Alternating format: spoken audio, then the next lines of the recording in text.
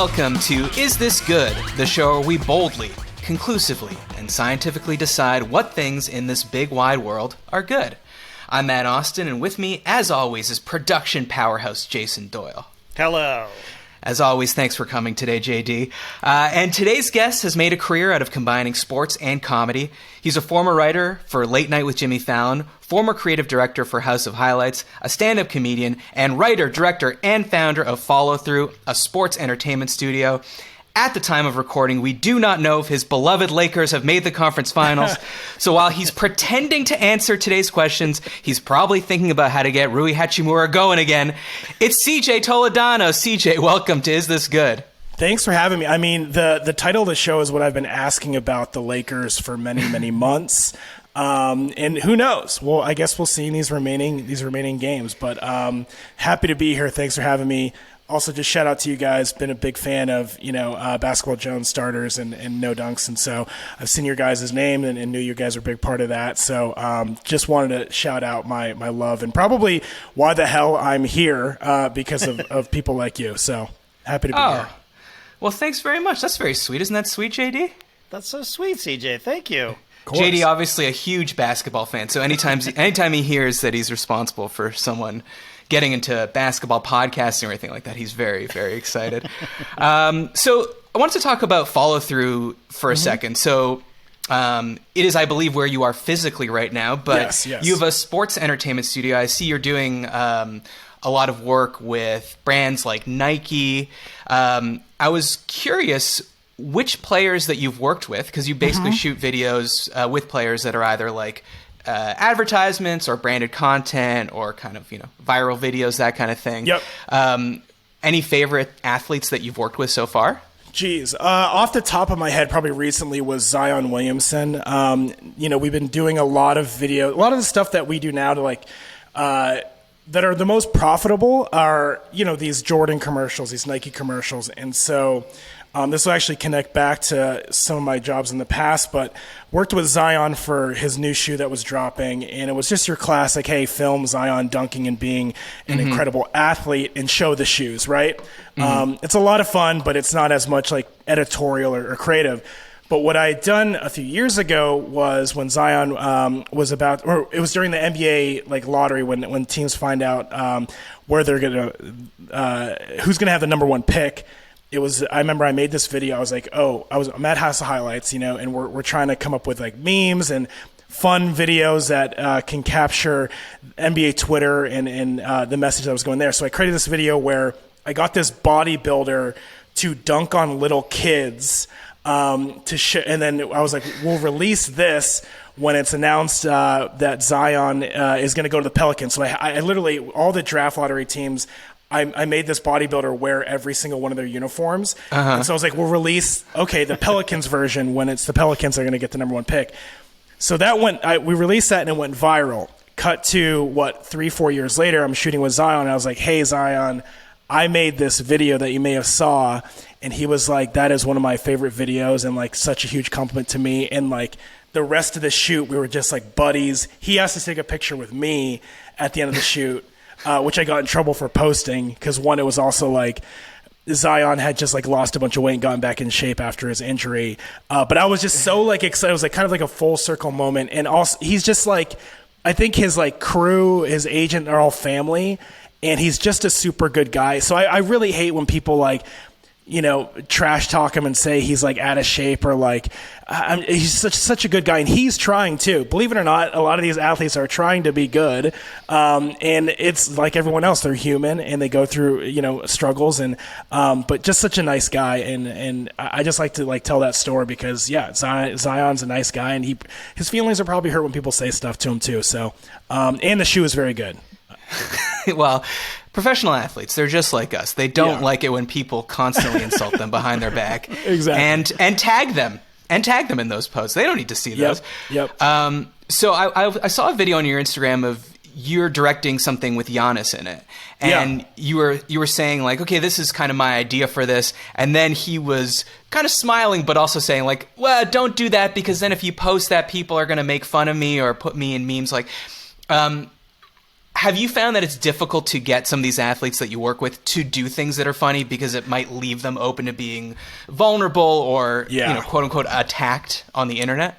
I think, 1,000%. I think that kind of the success I've found in my career is people will call me the athlete whisperer because I can fully admit I'm not the greatest on the technical side of production.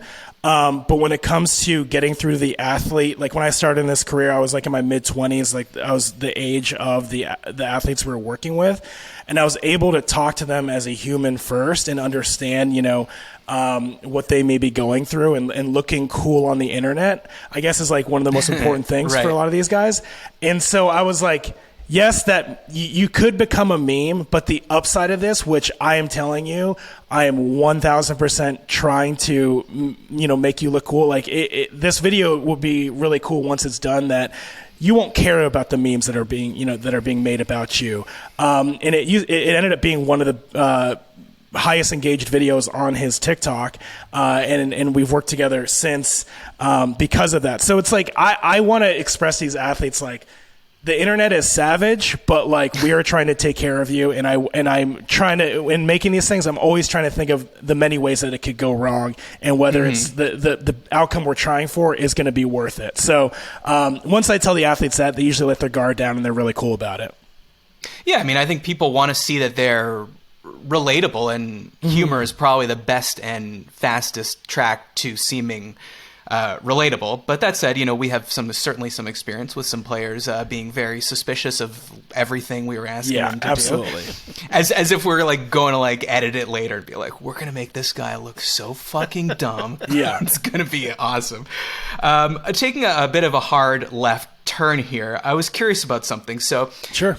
You often hear, I know you're a stand-up comedian, you often hear stand-ups say well, they end up dating other stand-up comedians because those are the people that they're around a lot. But then you also hear what you don't want to do is marry another stand-up comedian because too many bits, too much maybe insider comedy stuff going on. But you went and did it. You married a very funny stand-up, Megan Gailey. So I just want to know, how are those bits at home? Are they flying around? Is there a lot of when your son does something funny? Is there are you using that? Can I use that? I don't know. This is probably one of the biggest reasons why we probably found we're oh, we could get married or whatever, is because I guess there are bits flying around unintentionally, but she's legitimately funny, and for some reason she thinks I'm funny. And also too, I gave up on my stand-up career years ago. I was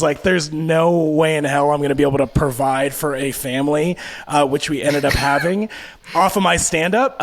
Or it's just too, we almost met or started dating when we were both the perfect amount of jaded towards our business to where we weren't bringing the work home too much.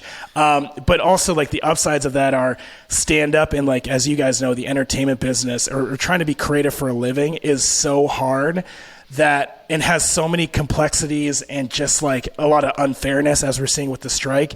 In being married and being a partner with someone who understands that actually, helps out the relationship quite a bit. If she knew nothing about this business and I was coming home and being this comedy thing I'm doing doesn't make any money, I think it's hilarious, so does everyone else in the room, but they have to cancel it. Man, it sucks. My life sucks. I have to, I make a living making people laugh. A lot of regular people wouldn't get that. They'd be oh, you have it good. You have a job. It's a lot more that goes into that, and my wife understands, and so that's why I think we've been extremely compatible and great partners and support, and so why it works out. Okay, so if I were to recap that in the shortest sentence possible. I was trying to find it as I was telling you. No, why the hell am I married to another stand-up comedian? No, well, because as you said, marry a stand-up comedian because only they know how sad comedy actually is. Exactly. Yes. Right. We can be two sad clowns that raise hopefully a happy clown. And so far so good. He's 1 year old and he seems to be, doing all the things that a human should do at that age. All right, perfect. Well, we're going to get back to wives in a second. Not the kind that you marry, though. But first, a quick bit of housekeeping. We have merch. CJ. It's very exciting. I see Love merch. You've got some merch on your head, and you've got sticker merch, We don't have stickers, but we do have the Is This Good retro logo t-shirt or hoodie. And if you bought it, send us a pic of you wearing it. It's not for anything weird. I just print them all out and I put them on my fridge. It makes me very proud. Join the Is This Good Patreon, patreon.com/isthisgood. We have another live stream hangout coming up at the end of May, so definitely sign up before that. Send topics for shows to isthisgoodpod@gmail.com. And don't forget to subscribe on YouTube and leave a review on Apple Podcasts, because those are always nice to read. I read them while staring at pictures of you in the shirts on my fridge. CJ, the premise of this show is very simple. I'm going to give you a topic. You tell me if you think it's good. Okay, here we go. First topic. Cooper S. and Oliver M. ask, having a work wife or a work spouse, is this good? So I'll just say, first of all, I post these questions on Twitter. I do a poll to see where people are. I'm going to tell you what the results of that poll are at the end of this topic. But someone named Genobliosaurus, said, absolutely not. The work talk would continue at home. Okay, that's not the kind of work wife we're talking about. We're not talking about an actual wife that you happen to work with. We're talking about a person at work who you're very close with or feel close to that you call your work wife. CJ, what do you think? Is this good? Absolutely. I mean, like, one, it shouldn't be an issue or it shouldn't be bad if you have a secure relationship at home. So, like, you know, work sucks a lot of the times. We're there for a long amount of time. You got to have that, you know, I think another word, I guess, for it would be best friend. And maybe they happen to be another gender, you know. And yeah, I think a work spouse is awesome. Like, you need someone that's going to, like, another person that can get you through the day. You can go to with personal, you know, thoughts, personal questions or whatever, but also work related stuff. Like, you need your homie, your best friend, your second, you know, your number two or your sidekick. So I'm 1000% on board, or I think it's great. And not just good. I know it's called, this show's not called Is This Great, but I think it's great to have a work spouse. Well, we like strong opinions, so you can definitely say it's great. Yeah. Now, how would your wife feel about this if you use this phrase? Like let's say your closest female friend at the office. Does she refer to that person as your work wife? I guess, yeah, again, like, it's just a term that someone made up. I think, like, you know, the other aspects of a wife, you know, in terms of, like, the intimacy, maybe that, my wife personally wouldn't have those implications. I can see how other people would, but, like, I think my wife would feel absolutely fine with it. So yeah, I think that's fine. I don't know. It's not a hard conversation for me at home. Okay, personally. nice. Well, you were clear that you were drawing the line of a work wife at a physical relationship, so that's good. Yeah, I hope that's not what it implies. That, like, No, just because you're in an office, you can cheat on your wife. You know, no. No, that they is don't have not to good. be your wife for that, okay? Yeah, yeah.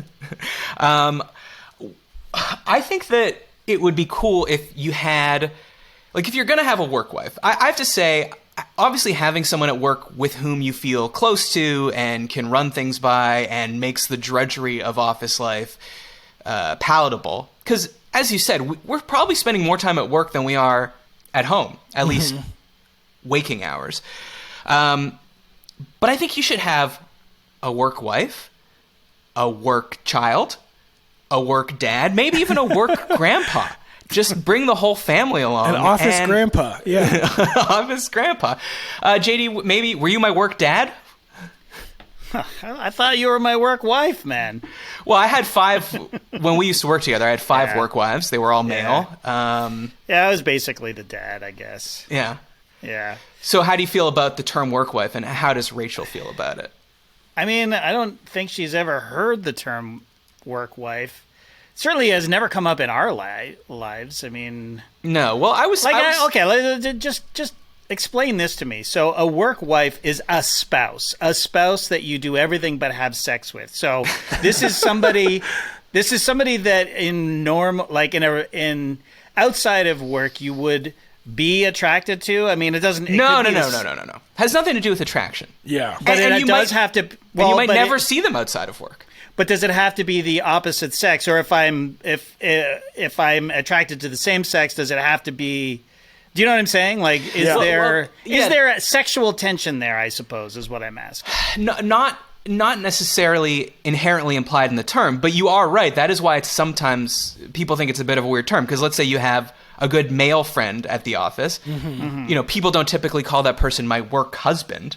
Right. So why does a female friend that you have at the office need to be a work wife? It could just be a friend or a colleague. I think that's where some people do have a problem with the term. But you definitely, it's sort of like a laugh-off term, like Rachel would be like, I don't know, let's say your work wife's name is Sandy. She'd be like, oh, Sandy, that's his work wife, you know? Yeah. She likes him because she doesn't know how much of a piece of shit he is at home. She doesn't know that he doesn't do the dishes. Yeah. She doesn't know that he doesn't help out with the kids. Sandy thinks he's great, but his real wife, knows that he's garbage. Yeah. Yeah. I have to say that I don't think that Rachel would be cool with Sandy at all. At all. But and Rachel listens to the show. I could tell we've never had work wives. We've never had. I mean, I guess like I was single a lot of the time, so I guess anyone that I was attracted to could have just been a crush. Yeah, work crush. My last work wife was probably Rachel because we met at work, right? So I think that's why she would have a real problem with Sandy, because she knows how I am with the women at work, you know? Yes, well, okay. Handsy, is that what you're saying? A little handsy, a little flirty, you know. Well, CJ, going back to the original question about... Yeah. I'm actually now not okay with it. You made right? This happens on the show sometimes. We turn people. We inadvertently turn people. It is like, then you're like, okay, I'm putting myself in my wife's position. This is where it just raises some questions, I guess. Devil's advocate here. Okay. She's definitely going, okay, what do they look like? Is this someone that CJ could be attracted to? But I'm cool. We have a strong relation or marriage, and like CJ would never do that. But it's definitely like, okay, so then she's his work wife, but I'm definitely compartmentalizing the suspicion and keeping all like, I'm going to keep tabs on this. Yeah. Just keep a half an eye. But it's not like she'd feel great if you were like, oh, there's this woman at work. She's my work nemesis. But just to be clear, she is very hot. I don't think that would be great either. But I was going to ask you, CJ, have you ever worked with your wife? Like, I mean, I suppose maybe even like done a show with her. Is that weird or anything like that? So when and this could be a previous HR violation, but when I was at Bleacher Report and we were starting, when I first went to Bleacher Report is because they wanted, entertainment. We were doing cartoon series, and I think it was an NFL cartoon series that we were doing writers' rooms for. So essentially I was tasked with, hey, bring in all the writers and comedians who like sports to come in and brainstorm on this. And I ran that room and I was like, oh, my friend Megan, who I've known for years, who's a comedian and loves sports, she should come in the room. And I think like that trip, we started hanging out outside of the room. I'm going to have to stop you there, CJ. Are you telling me there was no part of you that was thinking, she's a very good comedian and she likes sports, and I also have a bit of a crush on her? Yes, that is absolutely what happened. Okay. So you invited her knowing you would get to spend time with her. Yes. But I was like, but we're homies, We're like, we're friends. That's, and then because I told myself, absolutely not. You're not allowed to have relations with this person for many months. And then she started throwing signs that she would also be open to the idea. And then we started, dating months later. Well, that wouldn't have flew at Turner, but Bleacher Report was sort of its own siloed thing. You guys were cool people. We were new, Yeah, the walls at the office had graffiti on them. Exactly. You see graffiti on the wall of an office? That means you can hook up with your coworkers. Yeah. Well, the thing is, I actually ended up leaving Turner for a year because they wouldn't let me work from LA, where I chose her instead of that job. But then a year later, they ended up having me come back. Working remotely. Romance, it's still alive. I love it. I know. That's really beautiful, but unfortunately 66.7% of people disagree with you. Wow. And they say having a work wife or a work spouse is not good. But I guess, meeting we've gone so far to the other end on workplace romances that it's cutting off like one of the few places where people are meeting each other outside the internet. I don't know what my point is, except, bring it back. Jim and Pam, everyone loves them. I know. I mean, sure, did she cheat on, her fiance? Maybe. That's not the point. If you believe that you guys are going to be good together, and she is also married, don't let that discourage you. But if you're her boss, then I think you got to stop it there. I'm sorry. You got to quit first. Next question. Nick G asks, disciplining someone else's kids, is this good? So Nick sent along an email that I will read to you now. Hi, Matt. Love the show. I don't have kids myself, but as an uncle, I often find myself in this conundrum. When playing with my niece and nephew, I get caught in a situation where they are acting out. For example, my 5-year-old niece never wants to include her younger 3-year-old brother and will shove him out of the way or snatch toys out of his hands. I'm never quite sure how to respond to this as I'm not their parent. Generally, if their parents are around, I'll say nothing and let the parents correct it if they feel the need to. But if they aren't, I try my best to gently explain why what my niece did was wrong, even though she is very sensitive and it's a 50-50 shot that she will throw a tantrum. So, is it good to discipline someone else's kids? For further information, these are not my blood niece and nephew. These are the kids of my wife's sister. Thanks, Nick. My first question is, Nick says, gently explaining what my niece did wrong. Is that even discipline, JD, as a longtime dad? Gently explaining? Yeah. I mean, when you're the uncle and you want to avoid a tantrum, and this is a sensitive kid already, yes, that is a way to handle the situation, but it's certainly not discipline, I would say. I mean, yeah, no. Okay, but well, are you asking me if he should be disciplining this child? Well, to be clear, not physically. No, of course. Because a lot of people are like, oh, well, like this is like the slap, that TV show where the guy slaps a kid. Right, I would tell you more, but I think that's all anyone knows about the slap. It is a TV show that is purely a meme. Okay, obviously, we don't mean physically. Yes. But you could give the kid a timeout. Can you give the kid a timeout? Can you give someone else's kid a timeout? I mean, I think if the child is in your care, yes, of course you can. Yeah. You have to be able to. Otherwise, you should not be in charge of taking care of that child, right? I agree with you. I'm of the... if you're going to say it takes a village, then I'm allowed to discipline your child. Exactly. Yeah. So, CJ, you're a newish dad, I think. Have you had to discipline anyone else's kids yet? No, so this was a hot topic. I have a 1-year-old right now, but like I think it was a few months ago. He's starting to play with other kids. We're bringing him to other kid birthday parties, and I haven't been around many other kids, and like now, like when they're playing with my kid, I'm definitely thrown in there. Like I have to react to certain things, and so this other kind of older kid like ripped a toy car out of my kid's hand and then pushed him. So I was like, I'm a pretty chill person. I'm not confrontational. And the other kid's parent was there, and I was like, okay, well then, this is obviously we know where the wrongdoing is. I'm gonna have that kid's parent step in and discipline that kid or her kid. And she said nothing, and so I was like, oh, should I yell at this kid and be like, or even just gently, as you say, go, hey, don't do that. Like that, not just that's my kid. That's a wrong thing to be doing. I just was like, and I guess I did the right thing according to other parents who I'd asked. I took my kid out of the situation. And my kid didn't even understand that other kid was being mean. So I took the kid out of the situation. But like, also you bring up a great point, JD. If you're in care, if these kids are in your care, you got to be. There's no one else is going to tell this kid that, that's wrong. And how do you get through to these kids? It's definitely not hitting, but like sometimes you look in their eye, you're like, are you getting this concept that you should not be doing this thing? And so like, if they're your responsibility, yes, you got to discipline other people's kids. And this is what we all got. That's our responsibility. Like we got to tell people when they're not doing the right thing. So, I think it's absolutely okay to discipline other people's kids. Now, am I going to go on a parade, just be like, hey, kid, you're doing the bad thing? Like, no, that would be weird. But yeah, if they're in your care, you got to say something or do something. That almost exactly the same thing happened to us in a playground where there was a kid who ripped a toy out of Lincoln's hands.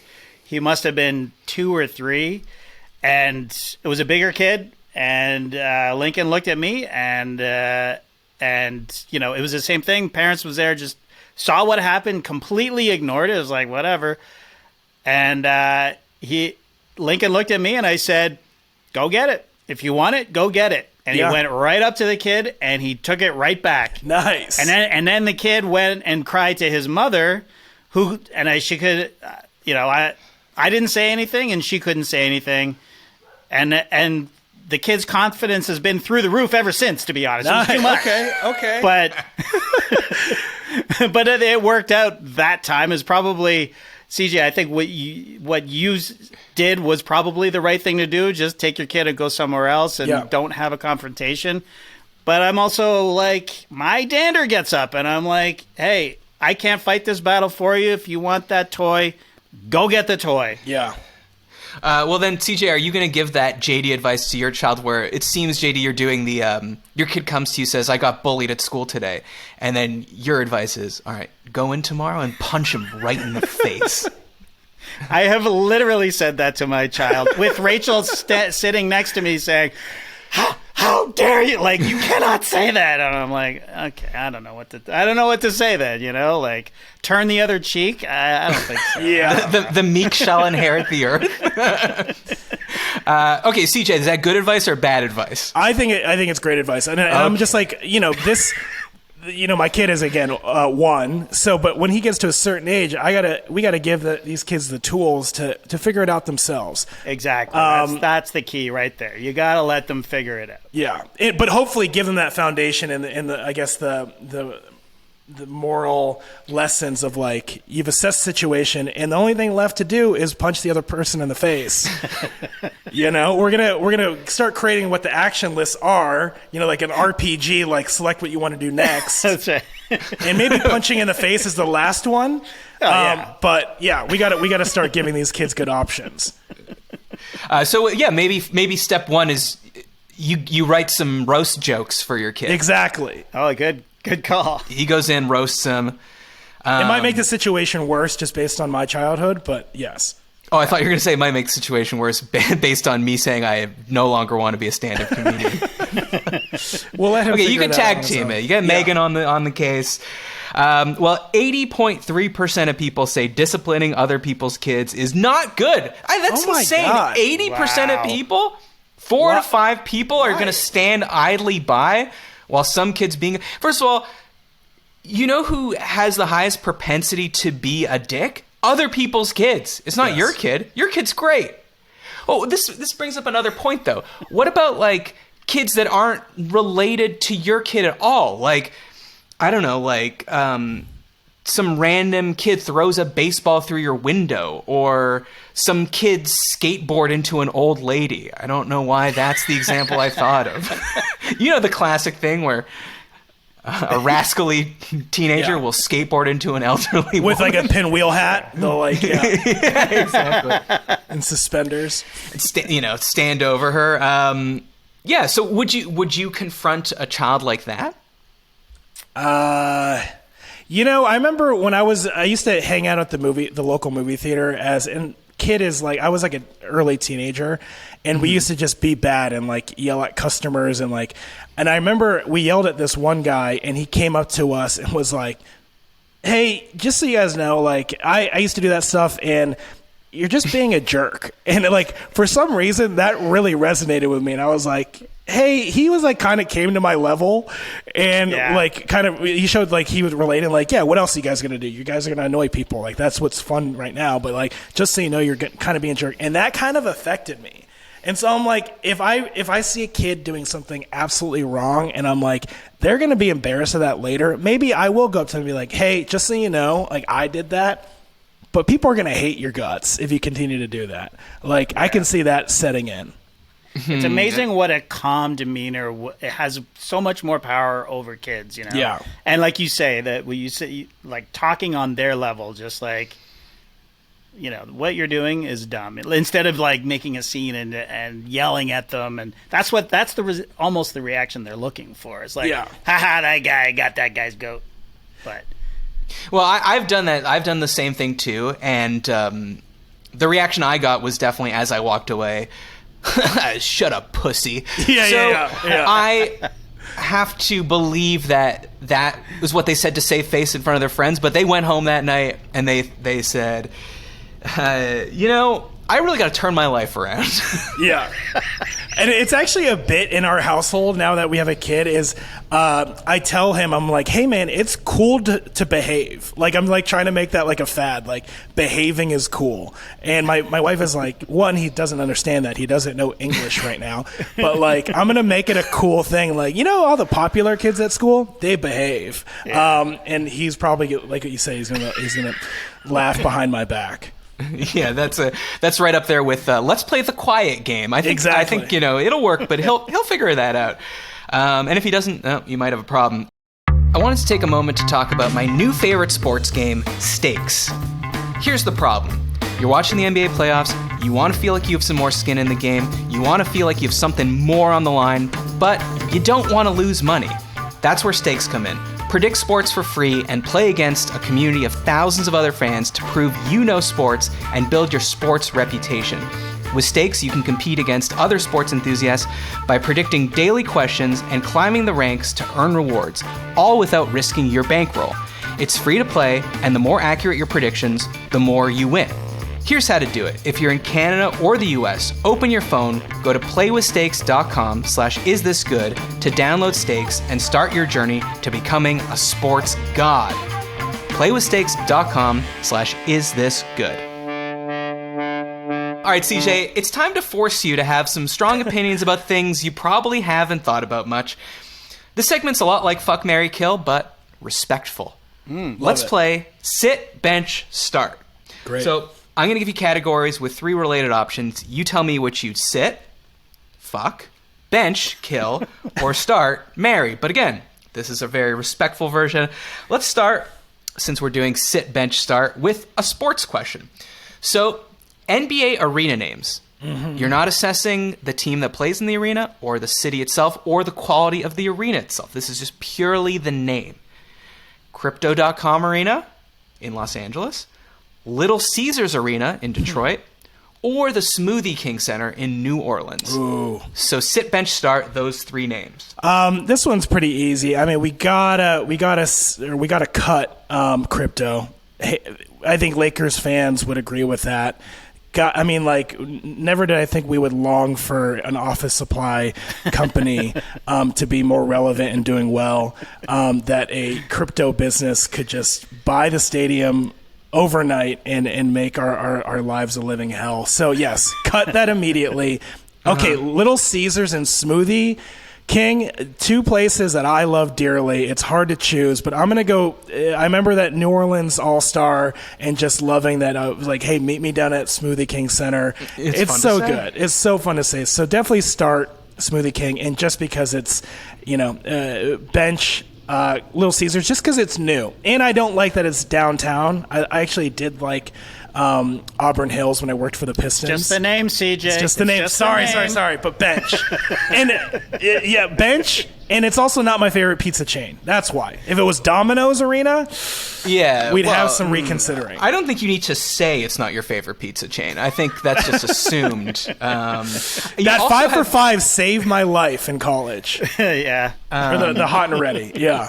You also just made me realize I'm saying this wrong, right? Yeah. Because sit and bench are the same thing. Same thing, yeah. Yeah. I mean, there is a difference. Is it start, bench, cut? Is it Start, bench, cut. So okay, we're moving to that. We're moving to that. I didn't even know if that was it, but start, bench, cut is the right. I mean, that makes more sense. It does make more sense. But which one's the marry? Well, marry is starting. I mean, you guys worked on the basketball show. I know, but I don't know what when you're playing fantasy, what do people say? Start. You gotta release. Let's release or cut or fire.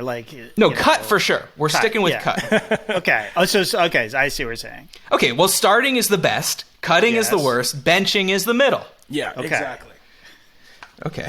But fuck is the best thing though in the fuck, marry, kill. Thinking. That's the question. Is like. Oh, really? Now I'm at an age. Marrying is the best. I have no sex drive anymore. Okay, I'm old. If you're just listening, CJ's winking as he says that, so I don't know I don't know what to believe. I love being married. I walk around and I tell everyone I love being married. Fuck? What is that? That's a mere seconds of my life thrown out the window. No, I'm just kidding. But not. Okay. I think start, bench, cut is the right. Okay, we're going to go start, bench, cut. Okay, so moving on to another part of your life. As I said off the top, you worked on Late Night with Jimmy Fallon. So recent recurring late night bits. Love this. Okay, now I'm just trying to remember. Start, bench, cut. James Corden's Carpool Karaoke. Jimmy Kimmel's Mean Tweets. Jimmy Fallon's Lip Sync Battle. All right, I'm gonna go. Which one of these you fucking? No, okay. Yeah, I will fuck all of my love late night bits. Who doesn't love a recurring late night bit? You're wearing. Are you not wearing a David? This is Late Night with David Letterman hat. Now I think we can all agree we would fuck the top 10 list. Yes. Oh yeah. Probably the best. One of the best recurring late night bits. These ones up to you to decide if any of them are good. I wouldn't say any of them are my favorite, but I would say Kimmel, probably start, Carpool Karaoke, bench, and then Lip Sync, cut. And here's why. And this is another podcast talking about the integrity of late night talk shows, but Mean Tweets, I guess, implies there's some comedic work being done, finding the tweets and thinking, is this funny or not? Like you're relying on your comedy instincts. Carpool Karaoke, not really funny, but it's clever and creative. We all sing in our car, let's do it with celebrities. And the lip sync is just like, hey, I think why it's good a lot of the times are people just like, hey, I remember that 80s and 90s song. And you get that in Carpool Karaoke, but there's a little bit of a twist. There might be some traffic that throws some comedic beats in there. But, yeah. And also they're actually singing. Yes. Right? Yep. Like, that's huge for me. That's true. That's a great point, JD. So it's safe to say you did not come up with Jimmy Fallon's lip sync battle? I did not. Okay. You were in the room when they brewed that one up. Let's just say, and this could be a little bit too real, I'm no longer at Late Night with Jimmy Fallon or working with Jimmy Fallon is because I came in and I was like, hey, how about this sketch? And they told me, we do not do sketch comedy here. And I was like, oh, why did I get hired? But can I stay here? The pay is great. Well, hold on a second. They 100% do sketches. What are they talking about? They weren't doing they were another nugget. I was told Jimmy is a song and dance, occasionally tell a joke kind of guy. So it wasn't a priority. Interesting. Okay. I think that's a little unfair. Sometimes he also lip syncs. That's true. A lip sync. But he's dancing. He's usually dancing while he's a triple threat.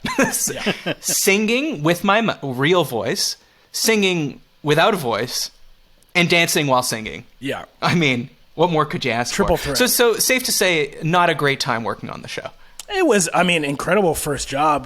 Did I think my life was over when it didn't work out? Yes. But I landed myself in sports, creative and entertainment. That's like a job that didn't exist. So, as you guys know, it's really fun and cool.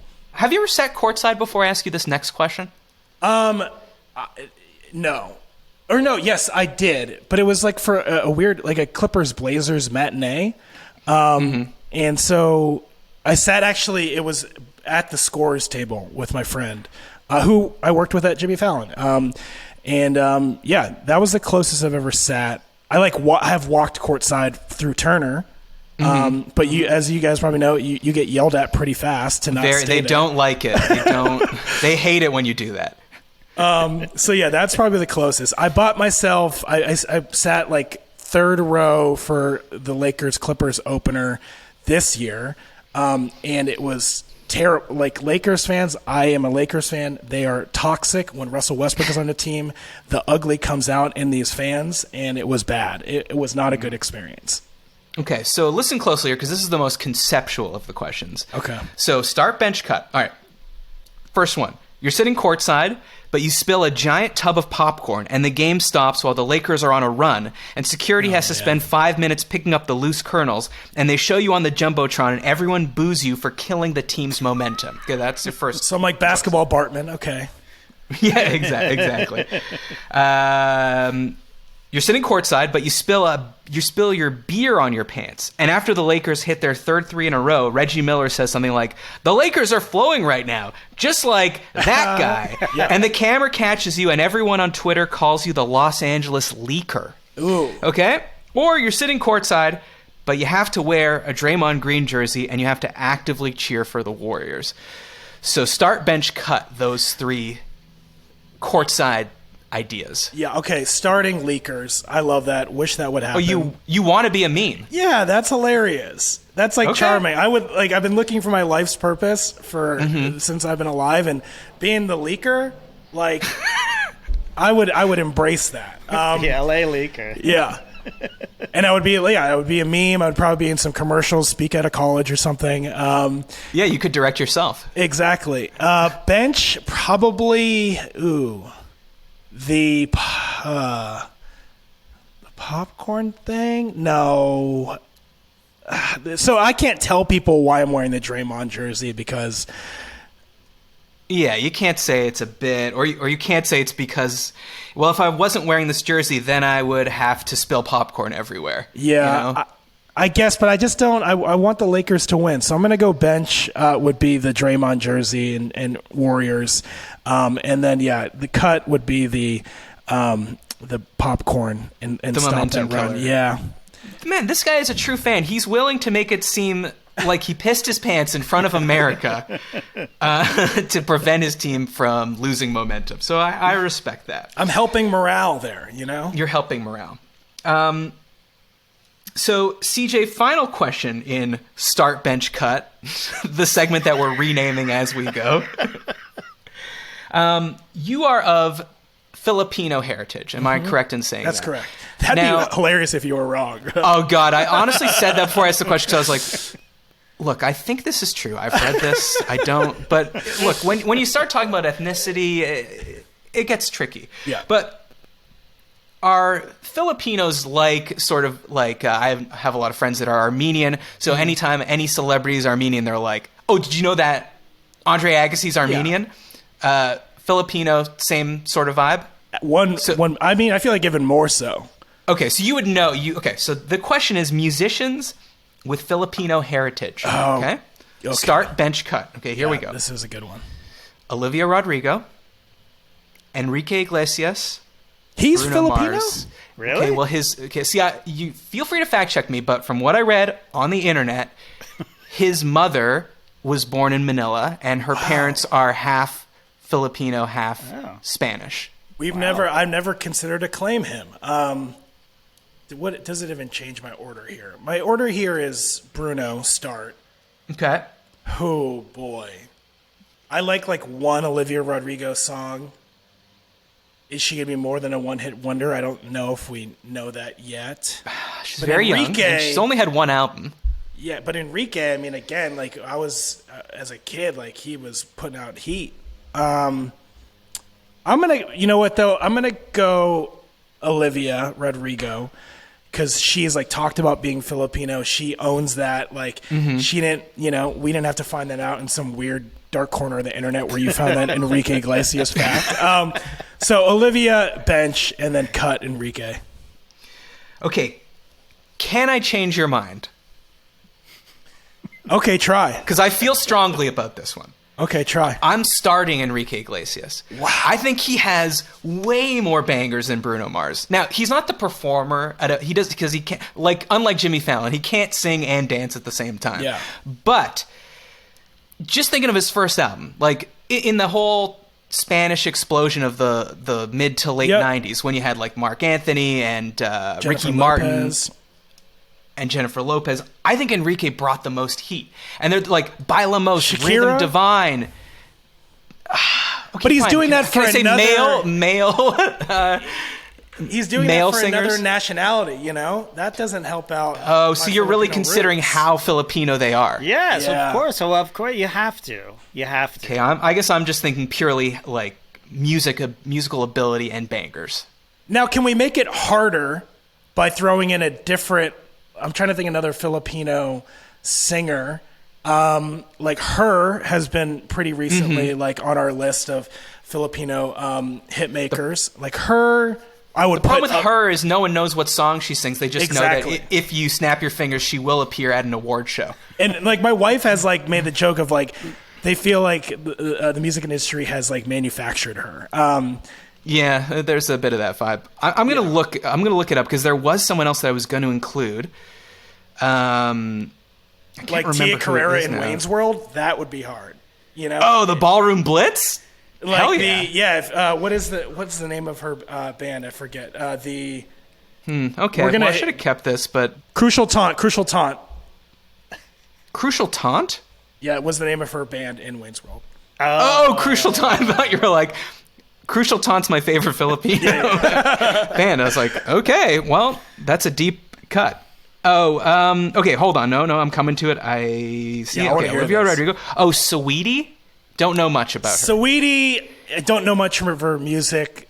Would I put her? Nah, I'd probably cut her. She was awesome when she threw out the first pitch at the Dodgers game. Wow, did she do something? No, she was hot. Oh, okay. All right, okay. I'm a Again, dumb, he's winking. He's I'm a dumb winking. guy. She was hot. All right, so, well, if I was answering, fuck Enrique Iglesias, obviously. You created And this game I to would say marry that. him. Let's just and say I'd marry him because I'm willing to commit. Just so he could sing, "Here's how it goes." That's great. Every night when we went to sleep. All right, CJ. When people need help navigating life's biggest decisions, they seek our wise counsel, and we deliver an airtight verdict. This section's for the Patreon sickos only, my pea-hounds. To subscribe to Patreon, go to patreon.com/isthisgood, and you too can hear the full episode. It's time to settle this.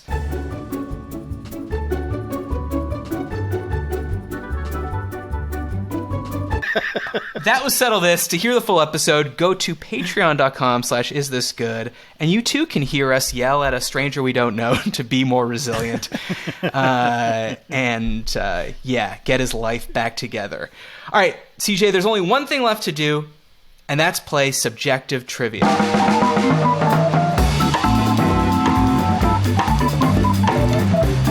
So subjective trivia is just like regular trivia, except only I know the answer.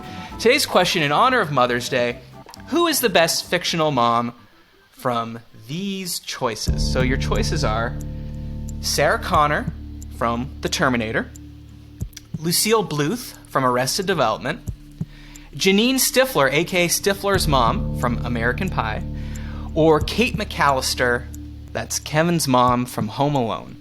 So who is the best fictional mom?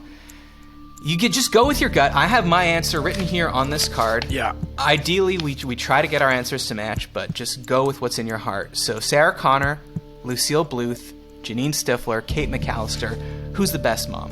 And is it best or favorite?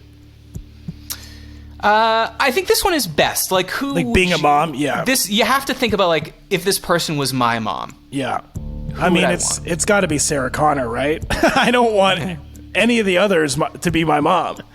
Kate McAllister forgot about me twice. Janine Stifler is sleeping with dudes in my high school.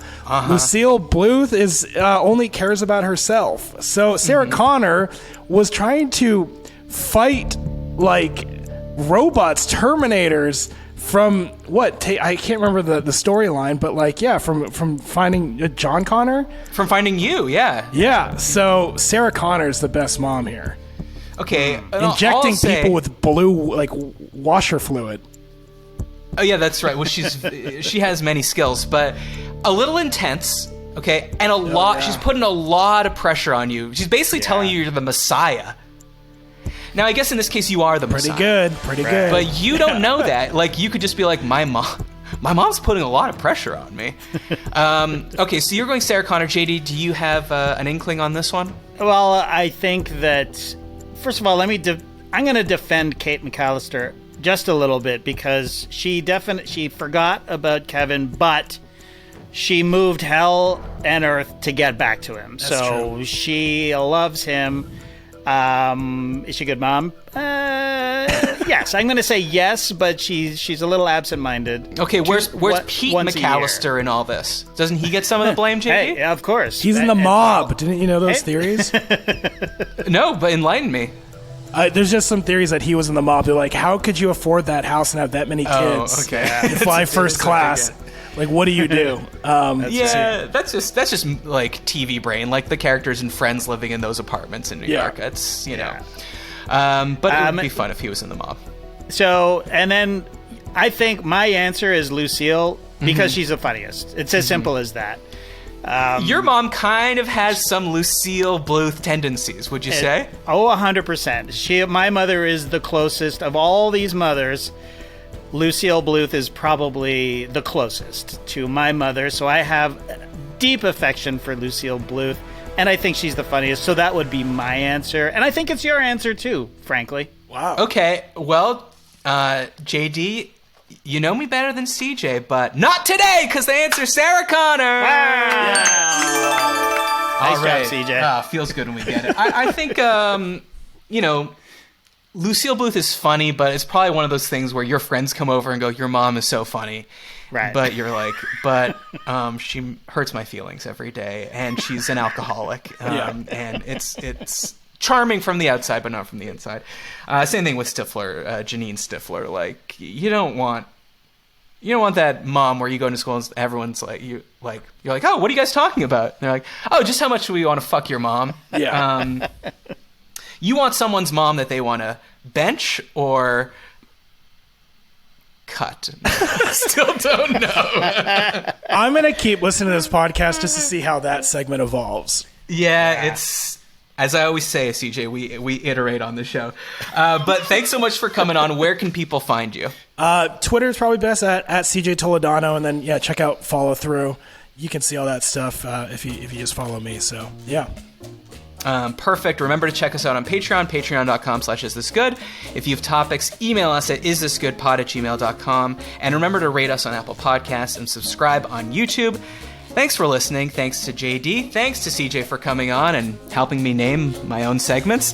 Thanks in advance for leaving a 5-star review for everyone. I'm Matt Austin, and this was good. We'll see you next week.